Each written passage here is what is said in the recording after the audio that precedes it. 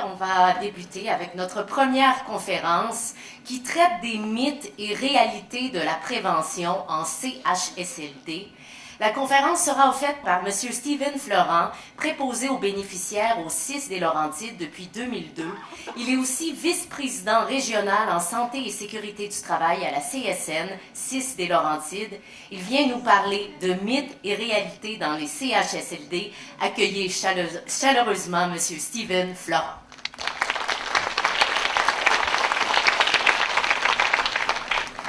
Bon matin tout le monde.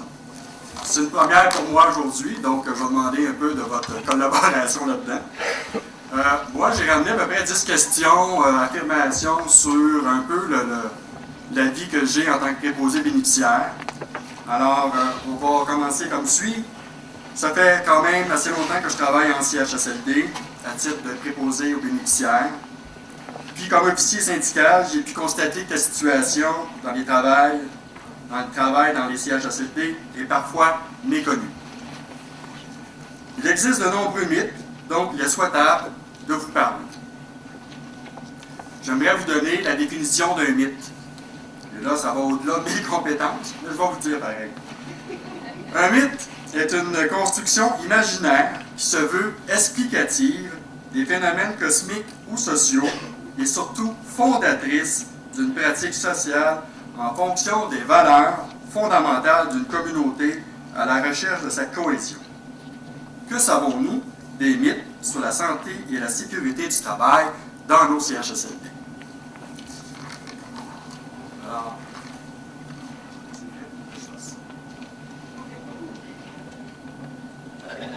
en fait, je vais vous donner 10 affirmations, puis je vous demanderai si vous êtes en accord de lever la main avec ces affirmations-là.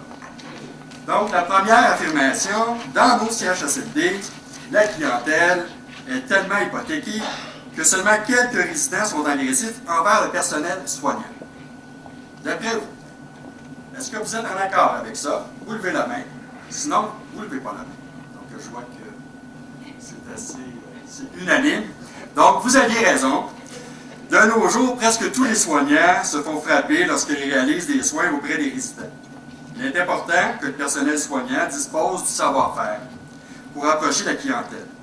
Un peu plus tard, Mme Danielle Côté et M. Sylvain Saint-Laurent vont venir vous parler des avantages de l'approche relationnelle de soins qu'appelle l'ARS.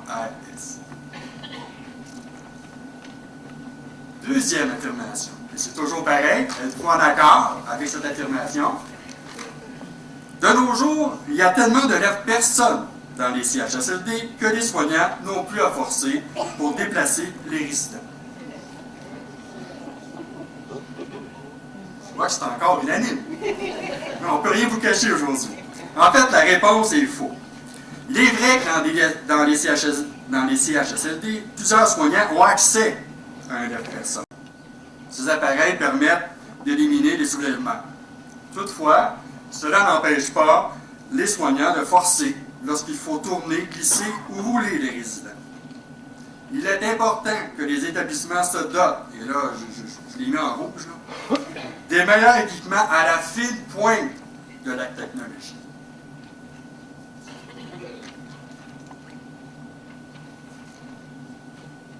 Affirmation numéro 3.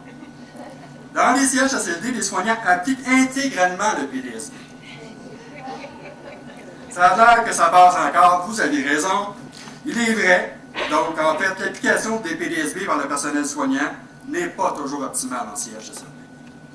Il y a de nombreuses raisons pour cela. Par exemple, plusieurs infirmières n'ont jamais suivi le cours PDSB.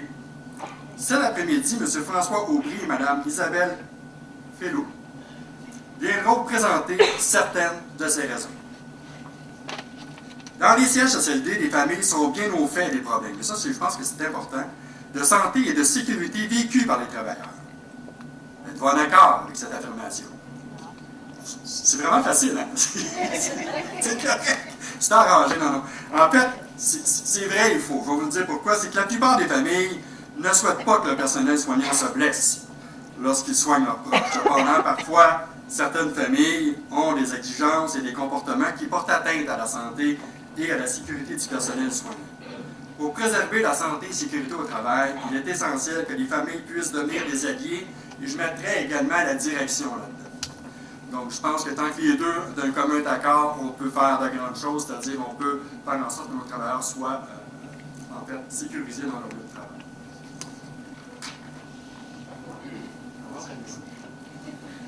Le personnel soignant, donc dans la 5, êtes-vous toujours en accord avec cette affirmation? Le personnel soignant des CHSLD dispose de tout le temps nécessaire pour donner des soins sécuritaires. C'est pas drôle. En fait, malheureusement, la qualité des soins à fournir excède régulièrement nos capacités. Donc, de plus très souvent, les soignants se plaignent de manquer de temps. Et j'espère qu'un jour, on aura un barème qui nous dira qu'on a des ratios à respecter en CHSLD. Je pense que ça va aider grandement nos conditions de travail. En CHSLD, tous les soignants possèdent des connaissances à jour sur le PDSB. Donc, avez-vous lu les réponses avant ou quoi? En fait, vrai et faux. Bon, moi, je suis d'avis qu'un bon nombre de travailleurs ont les connaissances du PDSB à l'embauche. Par contre, la réalité en est autrement. Car les techniques évoluent, et ça évolue quand même assez vite. Je pense que depuis quelques années, l'employeur, surtout chez nous, a quand même été de l'avant en formant des coachs PDSB, en donnant de la formation à ceux et celles qui étaient de retour suite à une absence en relation avec un arrêt de travail. Mais je pense que je veux juste vous recadrer là-dedans, et n'oubliez jamais ce mot-là, c'est très important. Peu importe où est-ce que vous êtes, peu importe les formations que vous avez, le seul mot qui m'est toujours venu à la tête, c'est le mot vigilance. Donc, restez avec cette optique-là, puis je pense que tout va bien. Soyez toujours vigilants dans vos milieux de travail. Les CHSLD sont des milieux de soins spécialisés, pas véritablement des milieux de vie. Quels sont ceux et celles qui sont en accord? Oh, j'en ai deux. J'en ai trois. Ben c'est bon. En fait, il n'y a pas vraiment de réponse à ça. En fait, c'est sûr que, je ne veux pas rentrer là-dedans, non, mais il y a encore beaucoup à faire pour améliorer les soins en milieu de vie. Il est possible de concilier soins et milieu de vie, par exemple, améliorer la qualité du sommeil des résidents, permettre de diminuer le comportement agressif de la clientèle. Un peu plus tard, M. Claude Baudouin va venir vous présenter un projet sommeil qui a réalisé en collaboration avec la STAS en 2015.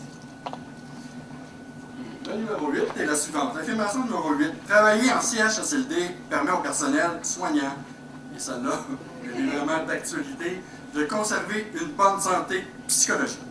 Quels sont ceux qui sont en accord avec ça? Personne. Vous aviez raison. Donc, de nombreuses études ont montré que le personnel soignant souffre de détresse psychologique. Il existe de nombreuses raisons qui expliquent cette détresse.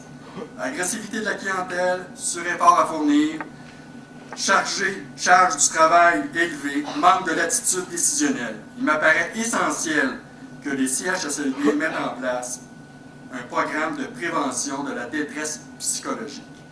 Il est souhaitable que l'implantation d'un tel programme se fasse de manière paritaire. Un peu plus tard, M.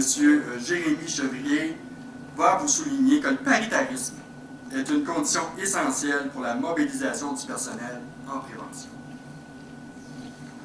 Tous les CHSLD sont aménagés de manière sécuritaire pour le personnel soignant. On va vous laisser une chance. C'est bon, j'ai compris. Vous aviez encore une fois raison. Bien que de nombreux progrès aient été faits en matière d'aménagement, il reste encore beaucoup à faire. Par exemple, l'aménagement des salles d'eau est souvent déficient. Les clients ont froid, les soignants ont chaud. Les drains de plancher sont souvent mal positionnés. Madame Annie Bouliane viendra sous peu vous présenter les repères permettant l'aménagement sécuritaire des salles d'eau. La dernière affirmation est la suivante. Dans les CHSLD, la culture de la prévention en santé et sécurité au travail est vivante et dynamique.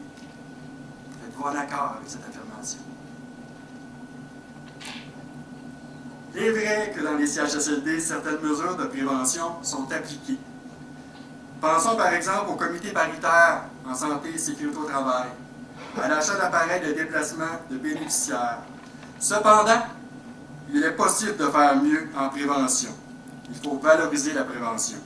Il est essentiel de reviser et d'améliorer les normes en prévention.